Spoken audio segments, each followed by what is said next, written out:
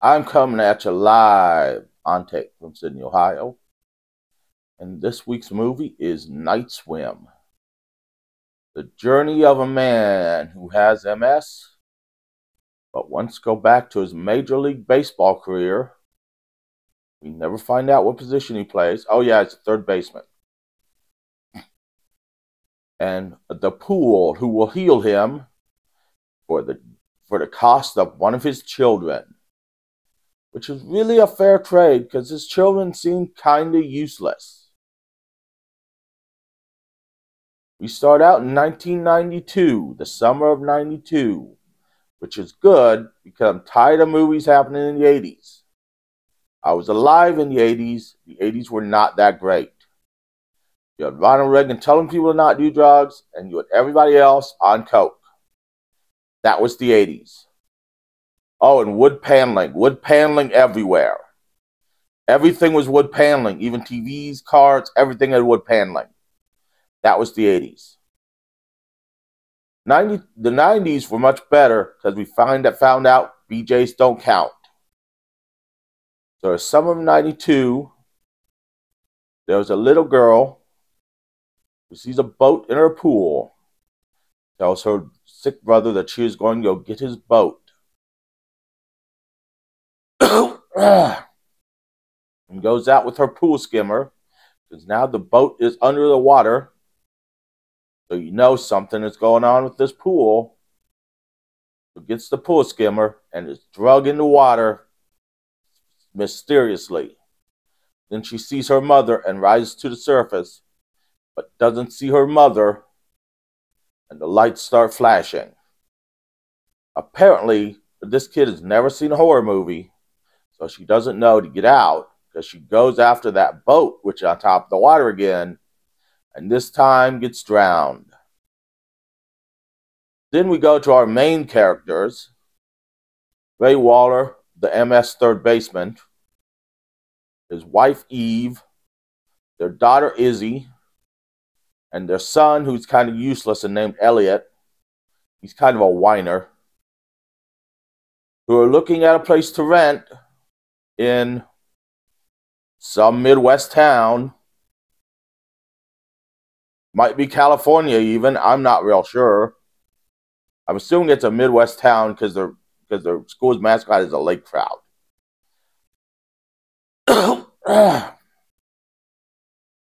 And then they drive through this neighborhood and see a house for sale with a pool. And then Ray falls into the pool getting a baseball. He goes to the doctor. The doctor says MS is in progressive stage 2 and recommends swimming as an exercise. At which point they decide to buy the house with the pool.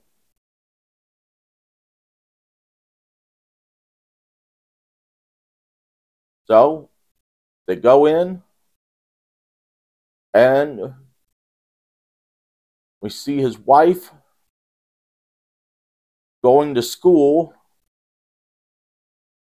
She's a office assistant at the school. His son saying he's going to try out for the baseball team, though he's about 4'0". We don't know how old these kids are, but everyone on the baseball team with his son is about a foot taller than him. And his daughter meets a friend who wants her to try out for the JV Christian swimming team. Swim for him. I thought Christ walked on the water. I didn't think he swam. And then they're cleaning the pool out. And Ray gets cut cleaning the filter, the little skimmer filter thing. And then a bunch of gross water pumps out. At which point they call a pool man, and he reveals this is a spring-fed pool, which is supposed to be great for your skin. And he's never seen one before. And then we get a really weird monologue from the pool man. And then the pool is all of a sudden ready. And they're swimming, and Ray is doing his therapy. And then Ray is looking back on his baseball cards that night and looking back on his home videos. His wife is swimming. And the pool starts acting funky with the flashing lights. She sees Ray, but he's not really there. And apparently she has seen a horror movie because she gets out of the pool immediately and asks for a pool cover. So someone in this movie has seen a horror movie before, because no one else acts like they have. So I put the pool cover on, but that doesn't stop Ray from swimming a lot at night. And then they see the doctor again, and she says that Ray is making a miraculous recovery thanks to the pool, but not before the pool eats their cat. Cat was on the diving board, so the pool ate it. It's like Alf, only much wetter. Then again, we don't know how wet Alf was. I mean, he was in the 80s. He was probably on cocaine and didn't have control of his bladder.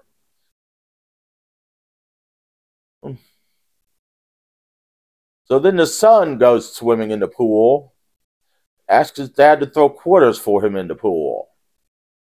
But his dad's busy, but someone is throwing quarters. But he doesn't see anyone. So he collects the quarters, but sees shapes when he's in the water, people when he's in the water, but not when he's outside. So he goes under the diving board. And the diving board is like someone's jumping on it. But then he looks up on the diving board and he sees no one. But goes near the little thing. I don't know what's called in a pool. Little opening for the filtration. And here's someone called Rebecca Summers asking if he'd seen her mother. He goes to get his toy, but the weird pool monster tries to grab him. At which point he freaks out and never gets in the pool again. Well, he does, but that's near the end, and we'll get into that later. It's not by choice. And then they decide to throw a pool party. But then Ray takes Elliot, the son, to his baseball practice. At which point Elliot seems like he is not good at baseball at all. But Ray decides to hit a few. He misses the first two, and the pool comes alive at their house, and Ray hits a homer. And Elliot looks embarrassed, and Eve, Ray's wife, looks pissed because Ray is showing off. Then they decide to go to dinner, Eve and Ray, leaving Izzy, the daughter, and Elliot at home alone. And Izzy decides to have her friend from the swim club over and tells Elliot that if he tells Mom, she will put a Tide Pod in his fish tank. Now, this is when the infamous Marco Polo scene comes in from the trailer.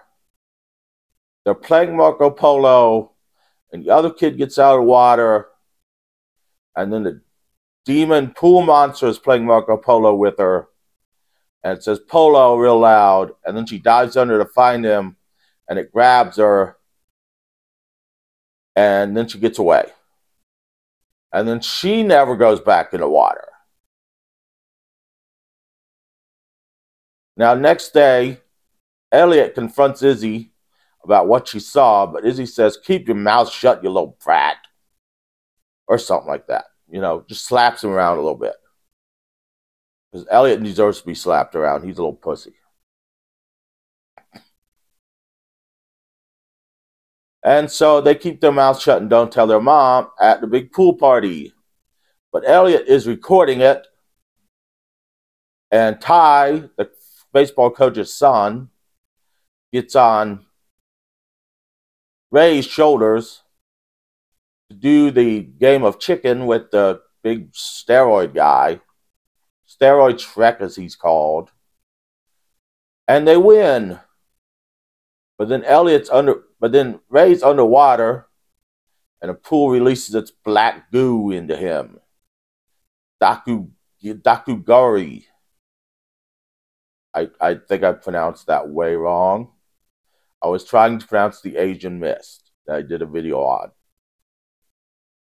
It releases that into Ray's mouth, and Ray tries to drown Ty. Because who wouldn't want to drown little kids? But Ty's father gets in time and saves Ty, and Ray almost drowns. At which point, Ray and Eve have a big fight, and they try to drive Ray away. But Ray starts coughing and almost passes out in the car in their driveway as they're trying to drive away. So Ray goes on in bed and tells Eve he just needs to go in the pool again. At which point Eve drains the damn pool. Because as I said, she is the only one in this movie who has seen a horror movie before.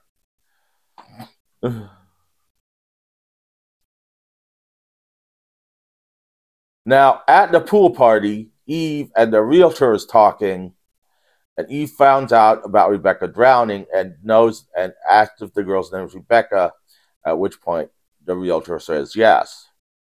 The realtor is played by a character actor who you will recognize as a character actor, but you won't recognize her name.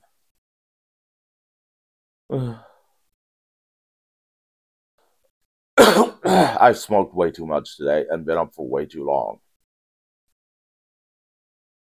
At which point Eve, then at school, starts looking into all the disappearances from the pool, and there are a lot of them, and then goes to meet Rebecca's mom, who explains that the pool is magic, it grants wishes.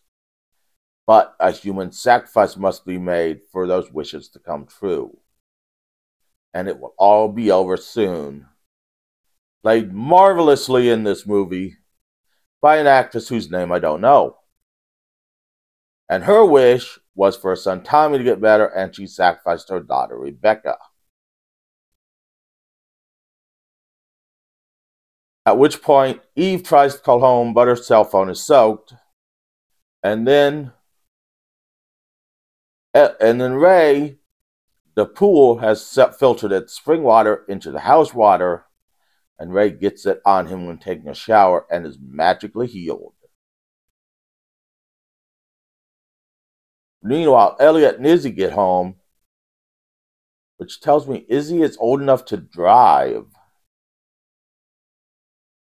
I thought she was like 13, but maybe she's like 16. I don't know. I have no idea how old these fucking kids are.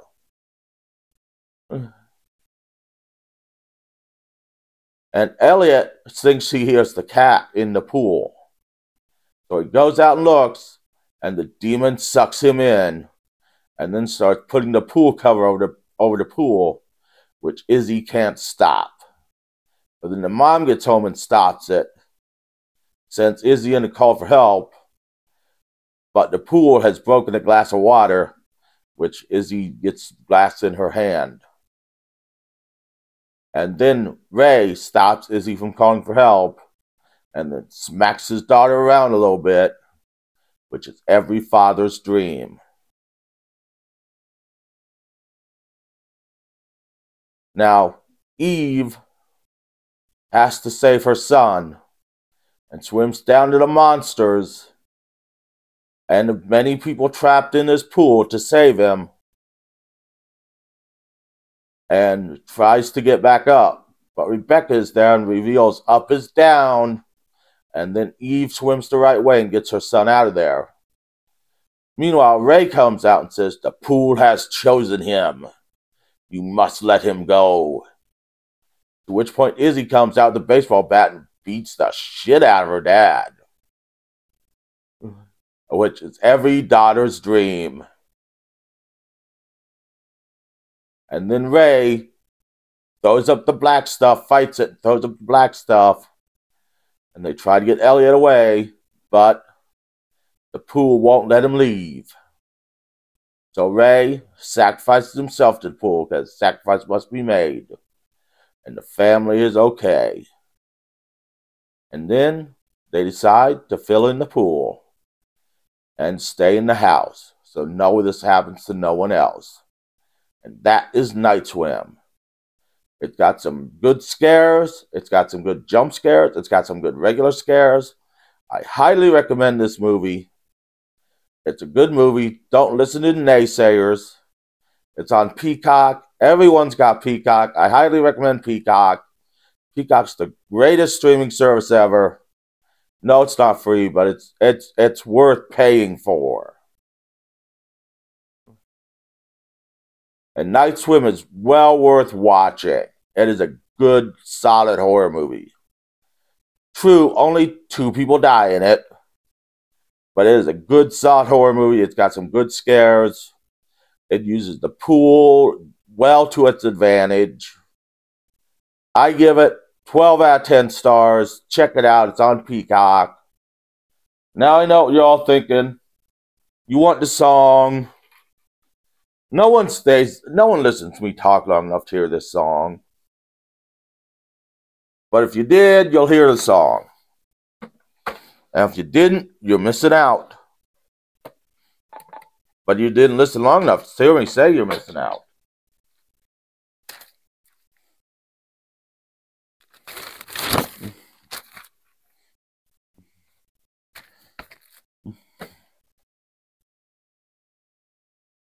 Deep from a pool in the ground comes a monster who will pound.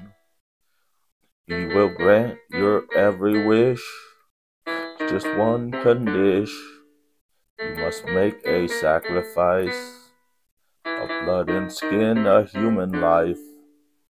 Then you get what you desire, and you can light the world on fire. Love is a sacrifice, giving up your life so you can change someone's life. Just a little sacrifice. The water is ancient, as old as the world. It swirls and bubbles and curls. It is a power you will never understand. It just grants wishes as long as there's man. Love is a sacrifice, giving up your life so you can change someone's life. Just a little sacrifice. The water needs fed. Just resist your sense of dread. It's all for someone you love. They do it for you up above. Don't worry, it won't hurt a bit. It's just a little dip. Love is a sacrifice, giving up your life so you can save someone's life. Just a little sacrifice. Love is a sacrifice, giving up your life so you can change someone's life. Just a little sacrifice. And that's the song this week.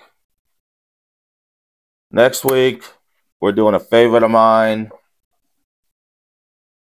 Well, this was also a favorite of mine, so we're always doing favorites of mine. Unless someone requests something. Like last week with The Greasy Strangler. But next week, we're doing a great movie. One of the all-time greats.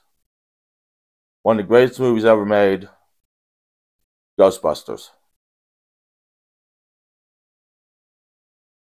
See you then.